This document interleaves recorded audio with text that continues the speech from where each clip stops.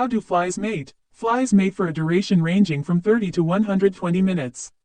The male housefly initiates the process by knocking into or jumping onto the female. If the female accepts, she vibrates and buzzes, and mating begins. We explore the unique strategies and behaviors that drive these aerial acrobats to reproduce amidst the bustling world around us. The answer is not quite as straightforward as you might think. Continue watching to find out about the surprising behaviors and role reversals that redefine the norms of nature when it comes to flies and their mating rituals.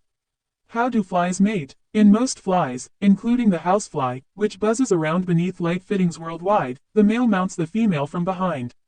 In a departure from zoological convention, though, it is the female housefly that penetrates the male, using her egg-laying tube, or ovipositor. Another familiar group, the crane flies, tend to face in opposite directions, joined only by the tips of their elongated abdomens.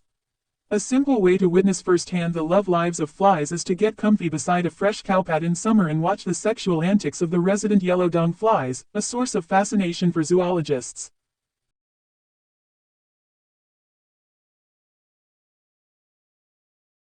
Here's a more detailed look.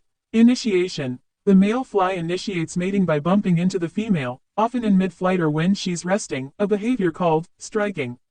Acceptance. If the female accepts the male, she will vibrate and produce a loud buzzing sound. Mating duration. The actual copulation, including sperm transfer, typically lasts between 30 and 120 minutes. Sperm transfer. While the entire act can last an hour or more, complete sperm transfer seems to occur within 10 minutes or less. Female rejection. Female houseflies usually mate only once and then reject further advances.